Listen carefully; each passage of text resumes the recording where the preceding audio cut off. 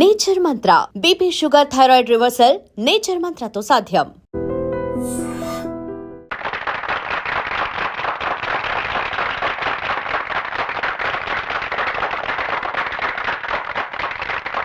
నేను న్యాయశాఖ మంత్రిని కాకముందు నుంచి జస్టిస్ రామ్మోహన్ రావు గారిని ఎరుగుదును. సత్యమేవ జయతే అన్న మహాత్ముని సందేశాన్ని తన జీవిత విధానంగా మార్చుకున్నారనే విషయం మనందరికీ తెలుసు. కర్ణుడికి కవచకుండలాగే శ్రీ రామ్మోహన్ రావు గారికి నీతి, నిజాయితీ, న్యాయం, ధర్మం పుట్టుకతో వచ్చిన ఆభరణాలు అంటే అతిశయోక్తి కాదు. ఆదర్శాలు ఉండటం వేరు, వాటిని ఆచరించడం వేరు. శ్రీ రామ్మోహన్ రావు గారు రిటైర్ అవుతున్న సందర్భంగా మన రాష్ట్ర ప్రభుత్వం తరఫున, ముఖ్యంగా న్యాయశాఖ తరఫున వారికి చిన్న సత్కారం.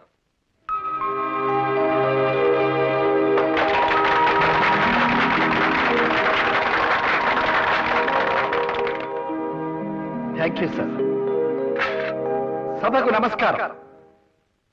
న్యాయశాఖ మంత్రి గారికి కృతజ్ఞతలు. నేను ఈ సన్మానానికి అర్హుణ్ణి కాను, అసలు నాకు సన్మానాలు అంటేనే గిట్టవు అని అబద్ధాలు చెప్పడం నాకు ఇష్టం లేదు. ఈ రోజు నాకు ఎంతో సంతోషంగా ఉంది. పదవిలో ఉన్నంతకాలం అందరూ అందరినీ అందరమెక్కిస్తారు. పదవి దిగి వెళ్లిపోతున్న వాడిని నన్ను ఇలా సత్కరించి సాగనంపడం మీ సంస్కారానికి తార్కాణం. పోతే ఈ నా కర్తవ్య నిర్వహణ సాధ్యం చేసిన అనేక మందిలో మా కుటుంబ సభ్యులు కూడా ఉన్నారు. నేను ఎలాంటినేనో తెలిసి నన్ను గౌరవించిన నా సహధర్మచారిణి పార్వతికి నేనెప్పుడూ రుణపడి ఉంటాను. ఇక మా పెద్దబ్బాయి Madhu, assistant commissioner of police, ముఖ్యంగా నా చిన్నప్పుడు నాకు చదువు చెప్పి నన్ను వ్యక్తిగా తీర్చిదిద్దిన మా మాస్టర్ గోపాలకృష్ణయ్య గారికి ఈ సభాముఖంగా నా కృతజ్ఞతలు చెప్పుకుంటున్నాను.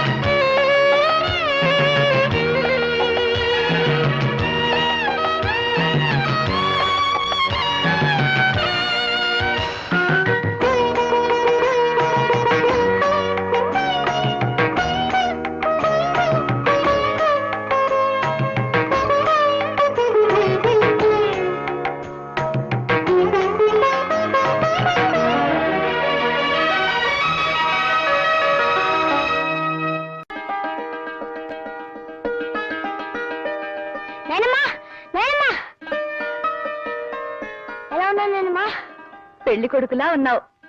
మీ ఆయనలేనా? నిజమేనమ్మా. మెళ్ళో దండేసినప్పుడు తాతయ్య కూడా పెళ్లి కొడుకులానే అన్నాడు. నువ్వు పెళ్లి కూతురులానే ఉన్నావునేనమ్మా.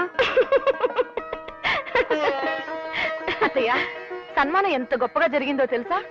మావయ్య గారు మీ గురించి ఎంత చక్కగా మాట్లాడారో తెలుసా? అందరూ మావయ్య గారిని పొగడ్డమే. అమ్మా, నువ్వు కూడా వచ్చి ఉండాల్సింది. మీ నాన్నగారిని భోంచేయమని చెప్పు. దానికి చెప్తావమ్మా, ఇక్కడే ఉన్నారు, ఆయనకే చెప్పొచ్చుగా. అయినా ఏమిటమ్మా ఇది, నీకు నాన్నగారు మంచి చెడ్లు ముఖ్యం, కానీ నాన్నగారు కాదు. ఈ ఇంట్లో వంటలక్కవి, పని మనిషివి, అత్తగారివి, అమ్మవి, నాయనమ్మవి అన్నీ నువ్వే. కానీ ఆయనకి మాత్రం భార్య కాలేవా? జరిగిందేదో జరిగిపోయింది, ఆయనతో మాట్లాడొచ్చుగా. నిజాయితీ పరులతో మాట్లాడేంత గొప్పదాన్ని కాదు నేను. నాన్నని ఏదో ఒకటి అంటేనే కానీ ఉండలేవమ్మా. మధు, దాన్ని మాట్లాడి కనీసం అలా అయినా మీ అమ్మ గొంతు వినొచ్చు.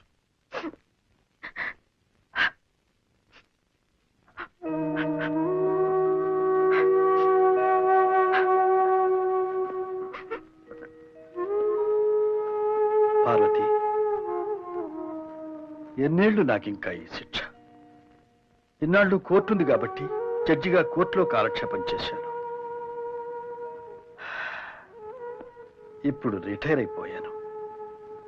ఇప్పుడు కూడా నాకు నువ్వు, నీకు నేను తోడుగా ఉండకపోతే, ఒకరితో ఒకరు మనసు విప్పి మాట్లాడుకోకపోతే రోజులు ఎలా గడుస్తాయి చెప్పు?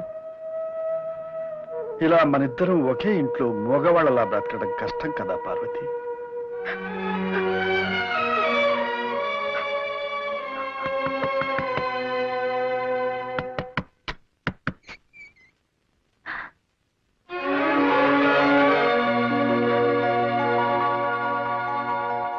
వేణు,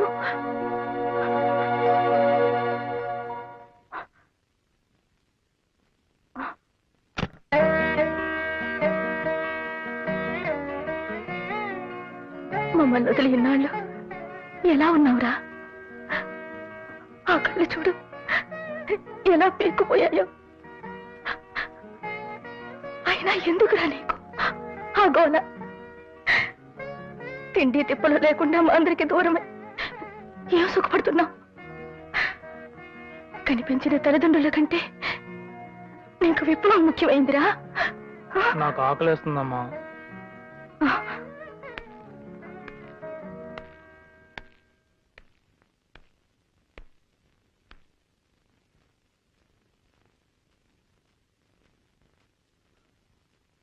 వాడికి అన్నం పెట్టు,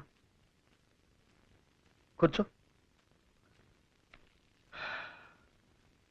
నాకు తెలియక అడుగుతాను, ఎందుకురా ఆ అడవుల్లో దాక్కుని దొంగలా బ్రతకడం? నిజం దొంగలు ఈ సమాజాన్ని దొరలా దోచుకుంటున్నందుకు. అయితే వాళ్ళని ఇష్టం వచ్చినట్టుగా దోచుకోమని మీరు అడవుల్లోకి వెళ్ళిపోయారా? ఈ అజ్ఞాతవాసం మాని మీరే పోలీస్ ఆఫీసర్లై, మీరే కలెక్టర్లై, మీరే రాజకీయాల్లోకి వచ్చి మంత్రులై సమాజాన్ని బాగు చేయొచ్చు కదా. చూడు, ఇది ప్రజాస్వామ్యం. ప్రజల సానుభూతి లేనిదే మీరెంత పోట్లాడినా ప్రయోజనం లేదు. మాకు ప్రజాబలం ఉంది నాన్న. ప్రజలకు మా మీద నమ్మకం కూడా ఉంది. ప్రజలకు మీ మీద నమ్మకం ఉందనుకున్నప్పుడు ఎన్నికల్లో పోటీ చేసి గెలిచి మీరు అనుకున్నది సాధించవచ్చు కదా. రాక రాక ఇన్నేళ్ళ తర్వాత వాడి ఇంటికి వస్తే ఏమిటండి చేదస్తాం? వాడిని అన్నం తినవండి.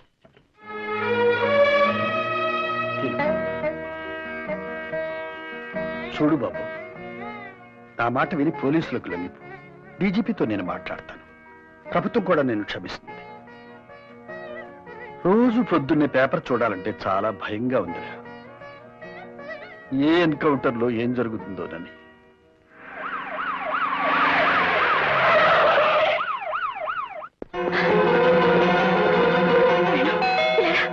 నువ్వు గదిలోకెళ్ళు త్వరగా. ఏమండి, మీరు వెళ్ళి పడుకోండి. అయ్యో నా మధ్య మళ్ళీ ఇక్కడే ఉంది. మీరు వెళ్ళి పడుకోండి. ఏమండి, మీరు వెళ్ళకండి. ఏమండి, ఏమండి నామ. నమస్కారం సార్. మీ అబ్బాయి వేణు ఇంట్లో ఉన్నట్టు తెలిసిందండి. ఏమిటండి వేళా పాడా లేకుండా వచ్చి ఇదే ప్రశ్న ఎన్నిసార్లు అడుగుతారు? మా బిడ్డ మాకు దూరమై మేమేడుస్తుంటే ఇదేం కర్మ?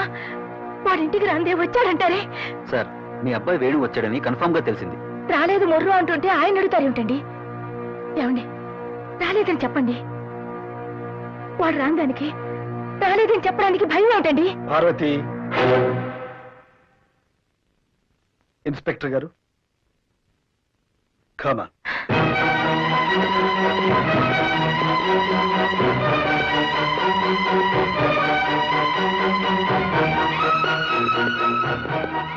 బాబు, నువ్వేం భయపడకు. ఇందాక నీకు చెప్పాగా, గవర్నమెంట్ నేను క్షమిస్తుంది.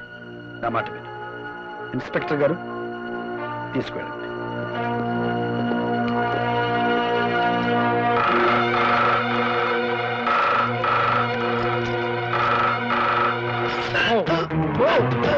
బాబు, బాబు వేణు, బాబు నా మాట విను. బాబు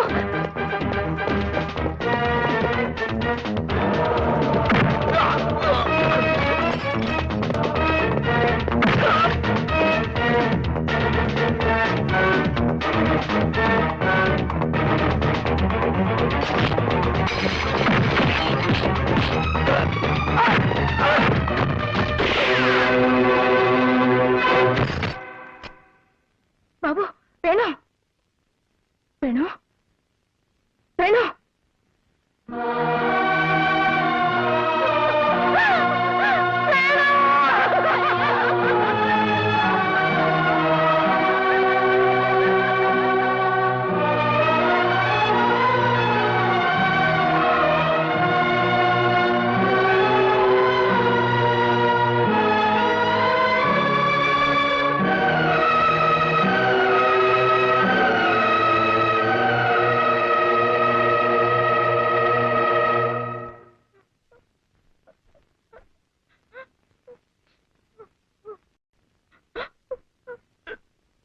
వాణ్ణి పోలీసులకు అప్పచెబితే మారతాడు, ఆ తర్వాత మన కళ్ళ ముందే ఉంటాడు అనుకున్నాను, కానీ ఇలా జరుగుతుందనుకోలేదు. మీరెందుకు అనుకుంటారండి? మీకు కావలసింది కొడుకు కాదు, వాణ్ణి చంపించిన తండ్రిగా రేపు మీకు వచ్చే గొప్ప పేరు. ఆకలేస్తుందమ్మా అని నోరు తెరిచి అడిగాడు బిడ్డ. ఆకలితోనే ప్రాణాలు పోగొట్టుకున్నాడు.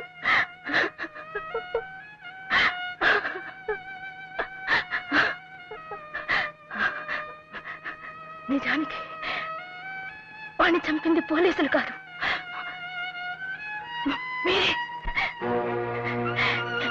మీరే వాణ్ణి పోలీసుల తుపాకులకు బలిచ్చారు.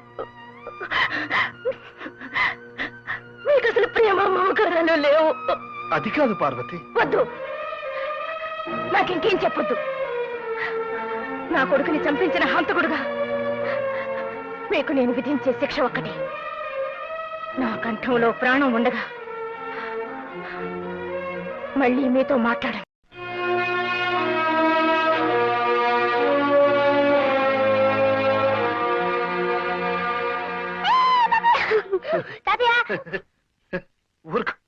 ఊరుకోరా. ఇలా చక్కిల గింతలు పెట్టడం నాకు ఎవరు నేర్పారో తెలుసా? చిన్న బాబాయ్ అమ్మను నేర్పించినప్పుడల్లా చక్కిల గింతలు పెట్టి నేర్పిస్తాడు. ఆయనే మా బాస్. ఏడి వాడు వచ్చాడా? అమ్మో ఇప్పుడే బాబాయ్ కూరలో ఎన్ని రాజకార్యాలు.